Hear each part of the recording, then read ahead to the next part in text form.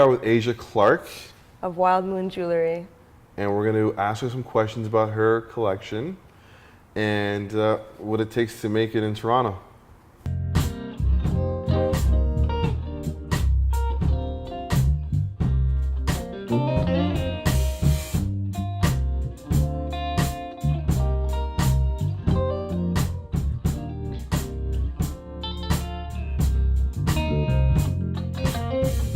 Would you say you're a jeweler, or are you in the accessory industry? Like, what would you say? I wouldn't. I would say I'm an artist. Okay. I think that, I think that jewelry doesn't really get considered as art a lot of the time. But for me, it is. I've been doing it now, making collections every year for 6 years. And it's nice because sometimes I'll be walking on the street in Toronto mostly and see somebody wearing something I made in my home studio, and they're like, I'd be like, hey, I made that. They might have bought it at a boutique here, but it helps them form their own identity. They chose to wear it and it goes with their vibe. So how long have you been in doing this, per se? Okay, well, I just started making Christmas gifts for my family one year, super trying to save money. So I just went and bought a bunch of stuff, and I made some personalized jewelry gifts for my aunties and my cousins. And I'm really blessed in that my family supported me from day one to do an artistic thing.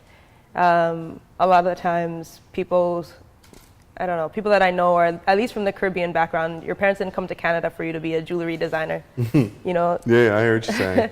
But it's good because I get a lot of support from my family. So I've just been keeping up with it for the last few years. At first I was self-taught, but last year I went to jewelry school, the Academy of Jewelry and Art in Trinidad and Tobago. Okay. So I was there most of the year, conveniently over. Because it's cheaper to go over there? No, because I'm a dual citizen. Oh, yeah.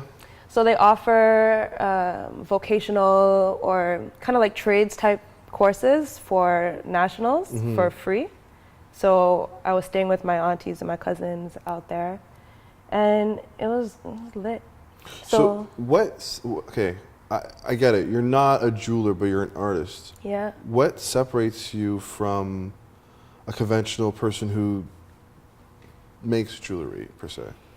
I think every jeweler is an artist, but I don't think every collection is part of an industry, or it does have to be part of a jewelry industry. I think that the collections can be considered art for art's sake, right? Okay. But I think that's probably what makes me different. I'm just not out here for fashion drama, or I don't know. Vibes and genuine energy is what means the most to me, and some fashion industry things or popularity things, it doesn't really go with my who I am as a person. So I try to really just put my art in places that vibe with who I am as a person, as opposed to trying to get it on somebody famous.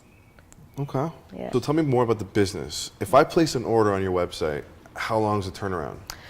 Okay, so I only ever make 2 or 3 of any piece that I do.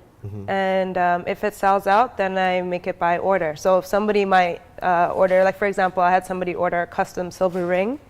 It takes me just a day to sit in my home studio and make it outright. And then I ship within 3 to 5 days. Within Canada, though, right? Anywhere. Cool. I've shipped all over the place. So, that's yeah. awesome.